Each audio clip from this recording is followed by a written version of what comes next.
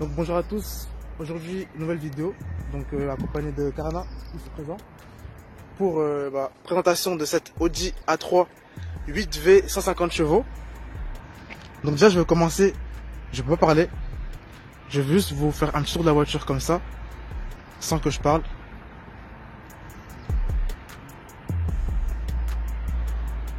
Voilà, 3 quarts arrière.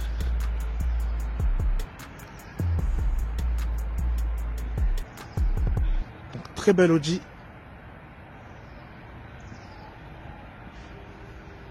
Et voilà, donc on va commencer donc par l'avant. Ici sur ce modèle là, donc vous avez la petite ligne comme ça rouge sur le phare. Ouais, ça a été rajouté. Après il faut préciser que c'est des Xénon plus, hein, parce que Voilà, des Xénon normales et ça c'est des Xénon plus. Donc Xénon ça plus, change, ça change vachement la face de la voiture. Ah bah là clairement. Hein. Et en plus, c'est qu'elle a de particulier par rapport aux autres Audi classiques, c'est que là on est sur une version S-Line. Et sur les versions S-Line, pour différencier vraiment les versions S-Line, déjà ici vous avez la calandre qui est en tout noir. Alors moi j'ai pour projet de mettre tous les contours ici de la calandre qui sont chromés en noir, pour que ça c'est vraiment un peu plus de gueule. Et puis pour la différencier aussi des autres A3 qui ne sont pas S-Line, c'est que vous avez ici des nids d'abeilles. Hein. Ça vous l'avez pas sur les autres versions. Et franchement ça ressemble beaucoup. C'est quasiment une carrosserie de S3, hein, à quelques différences près. Mais sinon, il y a beaucoup de personnes, hein, qui la prennent pour une S3. Mais non, c'est une A3 finition S-Line. Et du coup, dis-nous, pour la calandre, du coup, comme tu comptes la mettre en noir, ouais. Tu comptes les faire en covering ou bien Je vais les faire en covering, hein, parce que c'est plus simple comme ça. Et puis je me dis, pour le prochain propriétaire, il pourra, s'il le souhaite, les retirer pour garder la couleur d'origine. Vous avez une caméra, parce que justement elle a l'option régulateur de vitesse adaptatif. Donc ça, c'est vrai que ça enlève un petit charme à la calandre. Mais je trouve que c'est quand même bien intégré, donc ça va. Et puis bah ouais, surtout qu'on la voit pas, hein, en plus. Ouais, hein. On la voit pas. Là si je mets comme ça, on la voit pas. Hein. Ici vous avez les lames, bon c'est pas très prononcé, mais bon ça aussi c'est pareil, hein, c'est une différence avec la version classique. Les versions S-Line, vous avez l'impression ici que c'est un peu plus agressif. Vous voyez le contour ici, c'est vraiment bien marqué. Bien sûr, bien sûr. Donc l'avant, je trouve que l'avant c'est bien réussi. Donc cette troisième génération Audi A3 qui a été faite à partir de 2013, fin 2013, hein, je pense normalement septembre ou octobre 2013. Et sans oublier bien sûr les fameux radars. Les capteurs, hein, pour le radar de recul. Donc sur ce modèle il y a les radars avant et recul. Hein. Et arrière, pardon, excusez-moi. Voilà. Donc alors pour les jantes, on est sur des jantes 19 pouces Audi, ouais, avec étrier rouge. Donc franchement c'est des grosses roues. Ouais. Vous pouvez voir comparé à ma BM que vous connaissez. Regardez la taille de moi, mes jantes qui sont en 7 pouces. Regardez là ici. Donc franchement, ouais, c'est des jantes 19 pouces comme Nepa vient de le dire. D'origine, hein, c'est vraiment d'origine. Moi, pour tout vous dire, c'est quelque chose qui m'a fait craquer sur la voiture, parce que sur des modèles Sportback, hein, de Audi Sportback, vous n'avez pas de jantes 19 pouces. Hein. C'est exclusivement sur le modèle berline, limousine, comme on l'appelle souvent, que vous avez ces jantes 19 pouces qui sont proposées d'origine par Audi. Sinon, en général, les jantes de 19 pouces, vous les retrouvez sur les S3, les RS3. Donc c'est vraiment une exclusivité qui est faite sur ce type de carrosserie. Hein. Et moi je trouve que ça change vachement. Elle est beaucoup plus agressive, elle est beaucoup plus sportive avec ces jantes là, bien sûr. Et aussi avec la carrosserie, parce qu'il faut le préciser aussi pour les gens qui souhaitent acheter une Audi A3, que vous pouvez avoir une version A3 S-Line, d'accord, mais sans la carrosserie S-Line. Donc vous aurez que le châssis sport et l'intérieur S-Line, mais là par contre vous avez tout. Vous avez vraiment la carrosserie S-Line qui se rapproche vraiment de la S3. Et puis franchement là, vous pouvez voir, hein, les jantes 19 pouces, elles se marient bien avec le modèle. Hein. Donc elles sont pas, parce que des fois il y a des gens qui mettent des roues trop grosses sur leur modèle. Là franchement ça fusionne parfaitement. Donc là vous avez donc le petit sigle, hein, S-Line. Et puis pareil, hein, comme je disais pour la calandre, ça sera aussi Pareil aussi, ça sera en noir. Hein. Voilà, les contours de porte. Les contours de porte, ça sera en noir. Les jantes aussi, j'envisage de les faire en noir, vraiment, pour qu'elles passent en full black. Je pense qu'en full black, elle aura un peu plus de gueule. Voilà. Voilà. Après, donc, du coup, ce que vous en pensez en commentaire, hein, s'il y a des gens qui sont pas trop d'accord avec cette petite transformation, on est preneur hein, de conseils et de vos avis sur le projet. Dites-nous dans les commentaires si c'est une bonne idée ou pas. Voilà. Donc là, voilà, donc ils sont en chrome et donc pareil, hein, on sera partir sur un covering du coup. Ouais, sur un petit covering noir. Simple, ouais. Donc sans oublier les vitres teintées, bien sûr, hein, il faut le signaler. La voiture, bon, taux ouvrant, vous me connaissez, la base, toujours. On vous le montrera après. Bon, pareil, hein, à l'arrière, jante toujours en 19 pouces. Les étriers ils ressortent bien. Ouais, le rouge là, c'est pour ça en jantes noires, les jantes quand on passera en noir, ça va ressortir un peu plus les étriers. Ouais. Alors là, je l'imagine avec le chrome qui passe en noir et les jantes en noir, on sera sur une voiture full black. Hein. On sera sur une voiture full black. Et donc pour l'arrière. Donc l'arrière, voilà. Comme on disait, c'est une A3 berline. Donc le coffre, je trouve qu'il a été vraiment très bien intégré à la voiture. C'est différent des A4 parce que les A4 vraiment tu sens qu'il y a vraiment une vraie coupure avec un vrai coffre qui a été mis, mais là on a l'impression que c'est une continuité, vous voyez, avec l'arrière de la voiture, c'est vraiment très bien intégré. La différence elle n'est pas très frappante avec le Sportback, mais là je trouve que le Audi a quand même bien bossé et puis la ligne là elle est vraiment bien tracée. Le coffre il est inséré avec vraiment beaucoup d'intelligence. Voilà. Donc moi je trouve que c'est bien fait. Je préfère cette finition là à la finition Sportback parce que je la trouve plus polyvalente. Et ça n'enlève rien hein, à la sportivité de la voiture. Bien sûr. Et moi, ce qui m'a étonné, c'est que là, on est sur un modèle 150 chevaux. Ouais. Et déjà, à partir de 150 chevaux, vous avez déjà les doubles sorties. Hein. Ouais. Donc, ça m'a étonné. Hein, chez Audi, même sur la génération précédente, hein, la deuxième génération, on retrouve déjà la double sortie d'échappement hein, sur les TDI 140 chevaux. Et ouais, ça c'est plutôt classique. Et même si le modèle essence, hein, le 1 litre 4 ou le 1 litre 5 de 150 chevaux, vous avez aussi la double sortie d'échappement. Après, on aurait aimé avoir les 4 sorties, hein, comme la S4. Les 4 sorties, la S3, pardon. Les deux là, c'est vraiment déjà le top. Ouais. Dites-nous déjà si vous êtes fan des deux sorties d'un seul côté. Mais franchement, c'est vrai que les deux sorties de chaque côté, droite-gauche, ça aurait été vraiment... la voiture de derrière, elle aurait vraiment eu une gueule terrible.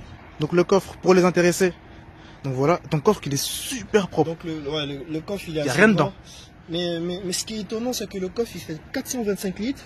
Donc avec la version Sportback il y a 40 litres de différence hein, parce que la version Sportback c'est 380 litres. Voilà, donc moi je le trouve il est assez profond, vous pouvez mettre 3-4 valises facilement. Alors là voilà, vous pouvez voyager avec, vous pouvez aller avec vos amis un peu partout, vous pouvez prendre du monde. Voilà, ça c'est le côté aussi pratique de la version limousine. Donc moi je trouve que ça c'est pas trop mal. Là c'est clair. Là franchement c'est clair. Par rapport à moi avec la série 1, le coffre donc de cette Audi est beaucoup plus volumineux. Voilà, donc là vous voyez un peu la signature lumineuse de cette A3. Et pour derrière, voilà la signature lumineuse. C'est vraiment une belle signature hein. Ouais. J'ai vraiment kiffé. Ah non, elle est vraiment belle. Vous l'avez comme ça là de derrière.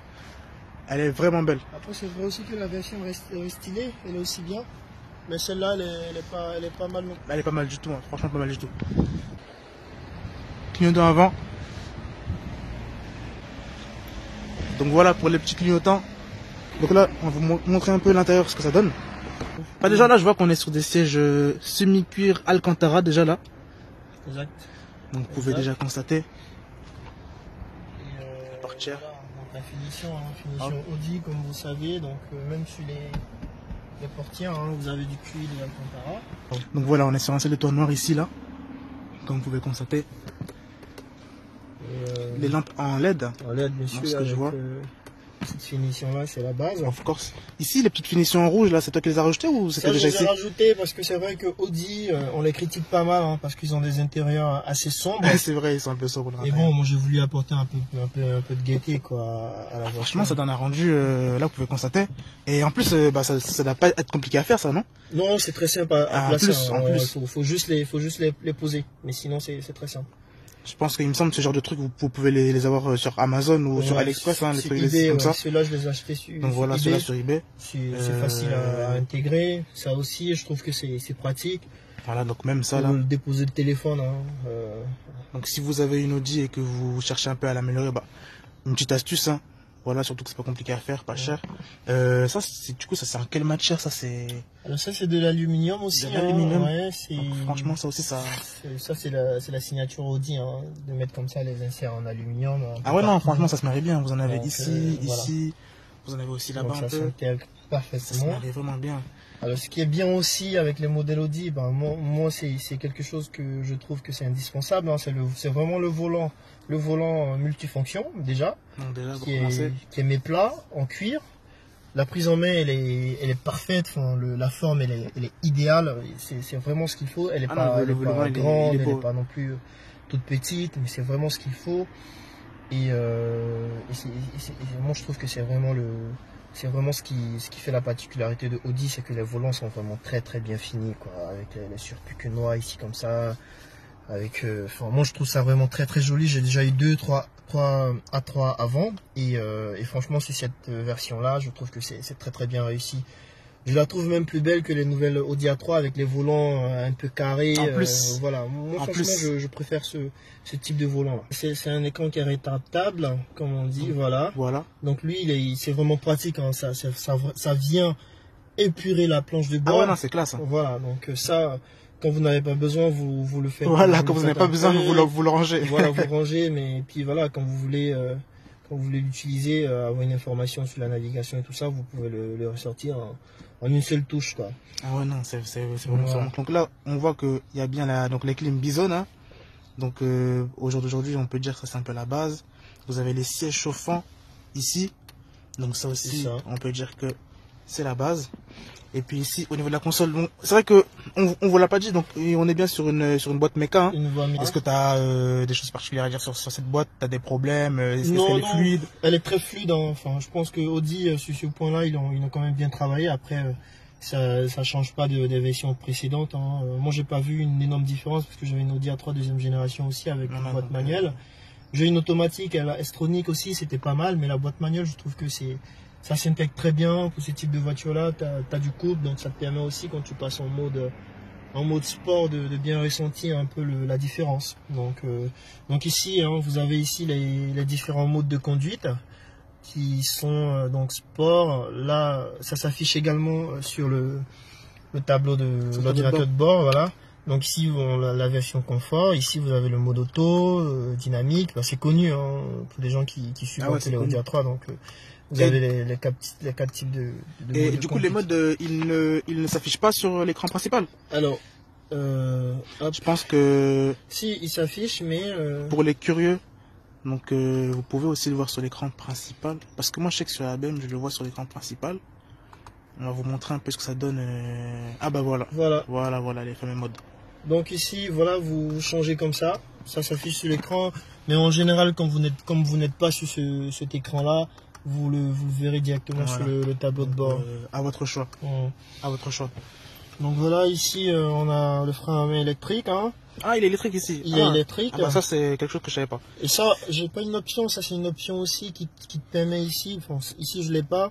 C'est dommage. Je pense que l'ancien propriétaire il a dû lâcher quand même un gros billet parce qu'elle est pas mal équipée. Donc là, sinon cette option là, vous êtes sur elle a 300 €, mais je pense qu'il a pas pris à la commande. Mais c'est une option qui te permet de pas maintenir le pied sur le frein, hein, quand t'es au feu rouge. Ah ouais. Mais bon, après, c'est une manuelle, donc de toute façon... Et du coup, petite question, pour ta musique, tu peux la mettre en Bluetooth ou pas? La musique, oui, je peux la mettre en Bluetooth. Alors, moi, j'ai pas le Apple CarPlay ici, parce que ici, en général, sur d'autres modèles, vous avez le Apple CarPlay avec l'insertion d'une partie USB ici qui vous permet directement de mettre la musique. Mais je trouve que c'est plus pratique d'utiliser avec le Bluetooth. En parlant de musique, hein, une option vraiment indispensable que moi j'ai découverte avec ce modèle-là, c'est la finition bang Olufsen. Oui, c'est vrai, hein, donc ici pour les... ça, c'est une option, je veux dire, pour ceux qui veulent acquérir une A3, ça change mais vachement des versions classiques. La sono, elle est exceptionnelle. Pour ceux qui sont vraiment fans de musique, là, je vous conseille de prendre cette option. Et donc justement, je posais la question du Bluetooth, parce que vous savez, je sais pas, pour ceux qui ont vu ma vidéo, moi en fait sur ma BM, le Bluetooth il marche seulement pour les appels, mais pour la musique ça marche pas du tout. Donc moi je suis obligé pour la musique de mettre un câble, et donc c'est pour ça qu'ici je demandais s'il fallait aussi prendre un câble ou pas. Vous savez que si vous voulez acheter une A3, vous savez que à ce niveau-là vous n'aurez pas de problème, vous mettrez votre musique en Bluetooth. Et du coup c'est beaucoup plus confortable. C'est beaucoup plus pratique en effet. Voilà. Et ici vous avez la coudoir centrale hein, avec de Soso. Ah bah oui hein. Avec un port USB aussi, avec des connecteurs d'autres connectiques hein, deux ports même USB hein, qui sont plutôt pratiques pour recharger le téléphone. Voilà. La coudoir en cuir. En cuir hein, ouais, donc la finition hein, c'est toujours très bien fini chez Audi hein. On vous montre un peu le derrière, donc pareil, semi-cuir Alcantara. Donc les places sont vraiment très très confortables. Vous avez vu, les places sont un peu creusées pour vraiment donner vraiment du confort aux passagers. La place du milieu, ça on l'entend dans toutes les présentations de voitures, hein. C'est un peu handicapant pour le passager du milieu. Vaut même pas être au milieu. Voilà, non mais sinon c'est du clou aussi Alcantara, les places sont vraiment très très confortables. Le ciel de toit il est un peu plongeant mais c'est pas gênant, hein. Je pense que des personnes de quasiment 1m90 arrivent à s'installer confortablement, c'est pas très gênant. Je vais aller derrière pour que vous puissiez bien voir ça. Donc pareil là, derrière quand vous entrez, donc vous avez toujours ces petits rappels hein, connus de chez Audi. Donc là vous voyez je me suis mis derrière, je suis bien installé, vous pouvez voir l'espace que j'ai entre ma tête. Bon, ça va, sachant que là je me tiens quand même bien droit hein, vous voyez. Donc non franchement c'est vraiment, si vous êtes à 4 vous allez passer un bon voyage. Si vous êtes à 5 va falloir se battre pour qui va à la place du milieu. Mais en tout cas bon vous voyez vous avez même en plus des deux grosses caisses derrière aussi. Ouais. Et donc, ça c'est le caisson de basse hein, de l'option Bang & Olufsen. Voilà. Donc ça c'est une option. Ouais, ça c'est une option, c'est vraiment bien intégré derrière. Et quand on met la musique, on sent vraiment que vous êtes dans un cocon parce que vous êtes immergé, mais vraiment dans la musique. J'insiste dessus parce que c'est une option vraiment qui vous change la sono dans la voiture. Ah bah oui. Hein. Et donc voilà de quoi on vous parlait, donc pareil. Hein. Ici, t'as même mis un petit parfum pour derrière quoi. Ah ouais, tu fais pas les choses à moitié. Je préfère le mettre derrière parce que comme ça diffuse. Ça diffuse dans toute la voiture. Ah bah ça je savais pas. À l'avant tu l'as tout le temps. Voilà, c'est intéressant. Petit aparté, un petit parapluie Volkswagen. On vous présentera aussi des Volkswagen dans la chaîne. Donc restez connectés. Et donc voilà, hein, franchement pour l'intérieur, j'ai vraiment kiffé. Bon, dites-nous dans les commentaires ce que vous en pensez. Donc ici on a un 2 litres TDI, hein, un moteur bien répandu hein, dans le groupe Volkswagen, hein, qui passe aussi sur les Golf 7. Hein. Ah oui, donc comme vous le savez tous, hein, voilà. Audi fait partie du groupe Volkswagen, mais bon, j'espère que je ne vous apprends rien. Donc un moteur TDI à 150 chevaux qui développe 340 Nm de couple. Hein. Donc c'est vraiment pas mal. Hein. C'est l'avantage d'avoir un diesel parce que du couple, t'en as pas mal. Quand tu penses que la S3 elle a quand même 400 Nm de couple, il n'y a que 60 Nm de couple de différence. Donc voilà, ça fait réfléchir. Hein. Quand on a un budget qui est pas, qu'on veut se faire plaisir, on se dit pourquoi pas une diesel. Donc voilà. Et donc il n'y a aucune différence hein, avec la Sportback, hein, c'est pareil, hein, c'est les mêmes données, c'est 300 Nm aussi, 340 Nm de couple hein, avec 150 chevaux, donc c'est le même moteur. On est sur c'est un 4 cylindres ou un 3 cylindres? C'est un 4 cylindres. Un 4 cylindres, hein, c'est bien ce que je me disais. C'est marqué, c'est pas très propre, hein, c'est marqué comme ça avec les 4 cylindres. Le 6 cylindres avec le A3 n'existe pas. Le 6 cylindres on le retrouve sur les A5. Voilà. Les A5, vous avez des 6 cylindres TDI, hein, 218 chevaux, mais sur les A4, il n'y a pas de 6 cylindres. Voilà. On va vous faire écouter un peu du coup, le son du moteur.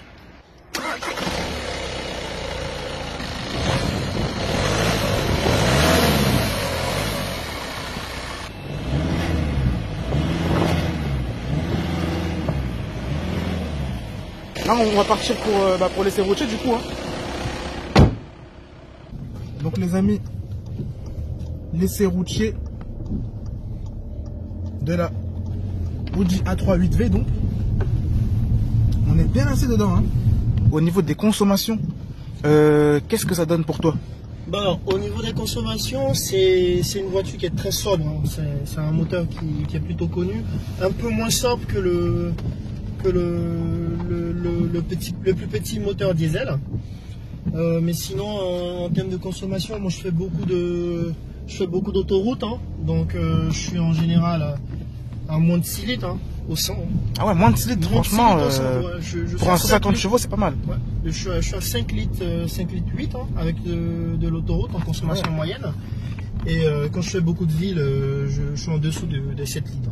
Je suis en dessous des 7 litres. Ah, c'est vraiment bien ça. C'est l'avantage d'un diesel, hein, donc vous consommez pas beaucoup et puis en plus, voilà, le diesel il coûte pas très cher en ce moment. Mais pour ceux qui font pas beaucoup de route, hein, qui veulent prendre une A3 comme ça, je conseille la version le 1,4 litre en essence, hein, 150 chevaux aussi, il est très très bien aussi. Ouais. Et il est aussi sobre que le diesel, un peu moins sobre, mais il est aussi sobre que le diesel. Sachant que moi les amis, je suis avec ma BM 136 chevaux, donc moins puissante que du coup celle-là, je suis à 7 litres au 100 hein, les amis. Hein. 7 litres au 100, lui donc plus de chevaux. Et vous consommez moins, c'est un bon deal ça. Ouais, c'est un bon deal.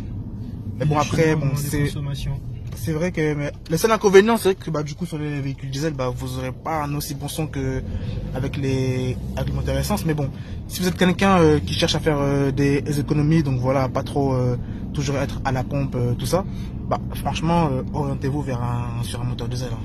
Franchement. Ce serait mon conseil à ce niveau-là. Ouais, et puis en plus avec les normes anti-pollution maintenant, je veux dire pour avoir un moteur essence qui fait vraiment un beau bruit, c'est compliqué. Avec une A3, faut passer sur une RS3 quoi. Parce que même avec une S3, enfin, vous avez un bruit mais il est un peu plus étouffé, vous avez qu'un 4 cylindres. Donc est-ce qu'il y a vraiment intérêt de passer sur ce genre de modèle-là? À mon avis, si vous voulez un moteur qui fait vraiment un bon bruit, vous êtes vraiment satisfait, vous passez sur un modèle beaucoup plus premium et beaucoup plus puissant.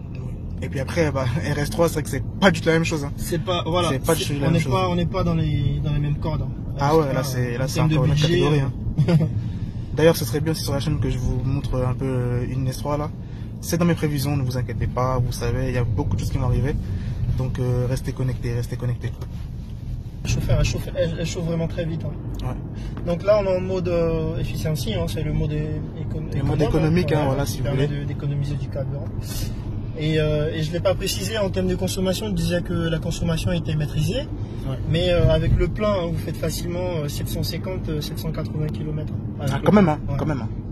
Donc ça c'est déjà pas mal, hein, vous faites pas mal d'aller-retour entre différentes villes avec ça.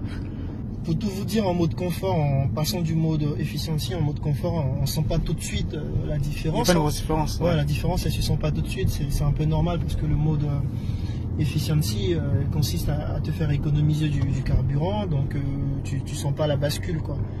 Mais c'est vrai qu'en mode confort, de base, elle est déjà bien confortable, même avec les gens de 19 pouces, je tiens à le préciser, qui sont censés dégrader un peu le confort. Oui. Mais là, je sais pas si toi tu le ressens, mais moi franchement, on le sent pas trop. Pouces, hein. On le sent pas trop. Ouais, c'est vraiment très bien intégré. On le sent pas trop. Donc si vous avez peur de passer à des jantes plus grosses pour ce problème-là, moi je vous dirais passez le cap, n'hésitez pas. Sur l'ancienne génération, le toit ouvrant, il partait jusqu'à l'arrière. Ouais. Mais là, avec les nouveaux modèles, hein, la 3e génération de Audi A3, le toit ouvrant, comme vous pouvez le voir hein, sur ce modèle-là, il s'arrête juste là, quoi. Il est pas très grand par rapport aux anciennes générations. Il n'est pas très grand, mais bon. Ouais. Je trouvais que le toit ouvrant il apportait plus de lumière dans l'ancienne génération, que j'ai eu aussi hein, avec le toit ouvrant. Donc c'est pour ça que je vous fais remarquer cette différence. Donc là, bientôt, on va commencer à vous faire les petites accélérations pour que vous puissiez vous rendre compte un peu de ce que ça donne 150 chevaux quand même. Hein. 150 chevaux diesel, c'est quand même quelque chose. Hein. Ouais. C'est quand même quelque chose. Moi, ça pousse bien parce que 340 Nm de couple, hein, ça se sent bien en sortie de virage, en sortie de rond-point comme ça. Ah ouais. Au niveau du freinage, qu'est-ce que tu peux... Ton ressenti à ce niveau-là, ce serait quoi? Qu'est-ce que tu en penses? Elle freine vraiment très bien. À ce niveau-là, il n'y a pas de critique. Hein. Elle freine vraiment bien. Les freins sont endurants. On est loin des freins carbone céramique. Hein. Ah, c'est clair. Vous voyez une petite M2 là. Ouais. Quand on parle du loup, on voit sa queue. Ah, sa queue là. Ah ouais, de là on a entendu. Donc ouais, le frein c'est vraiment bien. Après, comme on disait, c'est pas une voiture. Elle est polyvalente certes, mais elle est pas faite pour du sport. Hein. Ouais, elle n'est pas typée sport à fond quoi. Ouais. Donc elle est vraiment dynamique hein, par rapport à ce qu'on pourrait croire.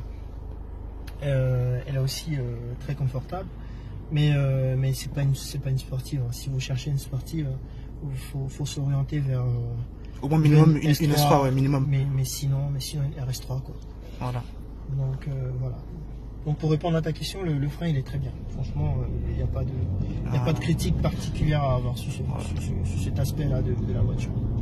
Et donc les amis, franchement n'oubliez pas, hein, parce que quand je présente des voitures comme ça avec du coup les propriétaires, n'hésitez pas à m'envoyer des messages ou même dans les commentaires.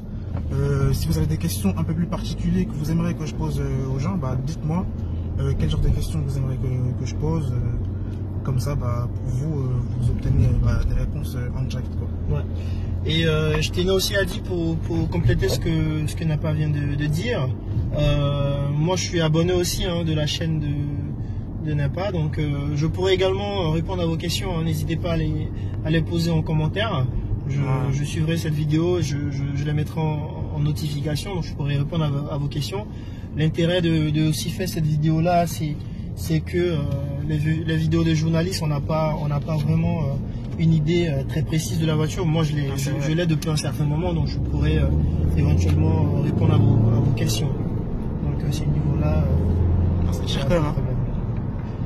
Ouais, elle a du couple, donc ça, c'est vraiment le truc quand je mets dans mode.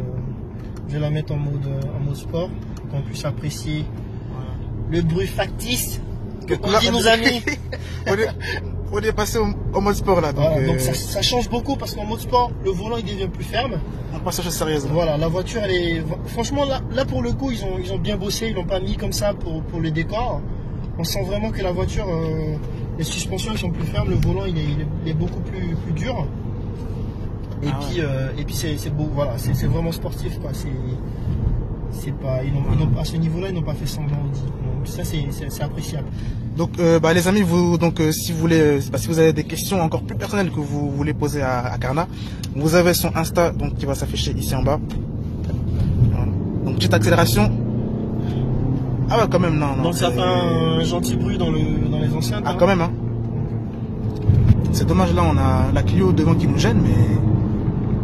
On lui met un peu de pression mais elle a pas l'air d'être plus intimidée. Elle a pas l'air d'avoir compris ce qui se passe. Peut-être qu'il aurait fallu une RS3. Et surtout, n'oubliez pas, hein, consommation 6 litres au 100. 5 litres 8, hein, 5 litres 8, pour être plus précis. Ouais, quand je roule avec. Mais après, c'est vrai, comme je disais, je fais pas mal d'autoroute. Je dirais je fais 80% d'autoroute et 20% de ville. Parce que c'est une voiture que j'utilise souvent pour les trajets de boulot. Donc voilà, la consommation, j'ai pas à me plaindre. Ah ouais, il n'y a pas à se plaindre du tout. Le TDI 1,6 litre, hein, je pense 115 chevaux, il est encore plus sobre que ce TDI. Donc une bonne tenue de route. Hein. Ouais, franchement, même en mode sport, hein, c'est une très très bonne tenue de route. C'est pas une version quattro, même si je pense que dessus ces modèles-là. C'est pas du quattro ici. Non, c'est pas du quattro. Ah. Parce que c'est un choix, hein, parce que le quattro, moi sur ces modèles-là, c'est un choix parce que je trouve que c'est le système Aldes, hein, c'est pas vraiment quattro en permanence, hein, c'est une compensation de perte d'adhérence avec le système Aldes. Donc moi je trouve pas ça forcément très nécessaire, hein, sauf sur les modèles S3 et RS3. Mais sinon sur ces modèles-là, même elle n'est pas en quattro, mais on voit à quel point elle tient bien le grip. Bah ouais, pour 150 chevaux, ça aurait pas été nécessaire. Moi, je trouve que c'est pas forcément nécessaire. Sur des petits moteurs comme ça, petit en GMS, 150 chevaux, c'est déjà pas mal. Mais je trouve que le quattro n'est pas forcément nécessaire. Sur ce modèle-là, oui, le quattro il est indispensable. Ce serait plutôt sur ça qu'il faudrait un quattro. Voilà. Mais sinon, c'est largement suffisant comme ça avec ce qu'ils offrent déjà. Et là, on a une là, on est sur une A6 là. Une S6 même d'ailleurs. Ah carrément, j'ai pas fait attention. S6. Il y a beaucoup d'Audi ici. Ouais. Donc petite accélération là. Donc elle monte jusque 4000 tours. 4000 tours minutes. 4500 tours. Mais tu vois le freinage comme on disait. Ah non, il est vraiment efficace. Ouais. Et le bruit il est pas mal. Il n'est pas désagréable. Ah ouais, pour un 60 chevaux diesel, il y a de quoi être satisfait. Hein. Il y a vraiment de quoi être satisfait. Donc petite accélération, donc insertion d'autoroute.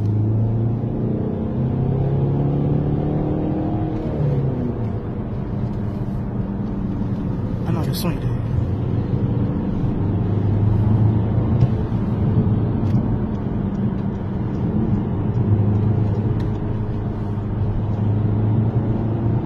Ah non, ça tire. C'est dommage qu'il y ait du peuple. Mais je peux vous dire que ça tire. Ah ouais, elle tire bien. Franchement, pour un 150 chevaux diesel, c'est assez plaisant quand même. Hein. Ouais, c'est plaisant à conduire. Hein. Ah, c'est plaisant. Voilà, il n'y a pas... Et comme tu me disais, elle tient bien la route. Hein. Ouais. Et on l'a pas dit pour des gens qui trouvent que 150 chevaux c'est encore juste. Juste comme ça pour information, hein, c'est le même moteur que le Daily, la version 180 chevaux. Donc je vous dis ça, je vous dis rien. Pour ceux qui font les reprogrammations, voilà, c'est juste comme ça une piste que je vous donne.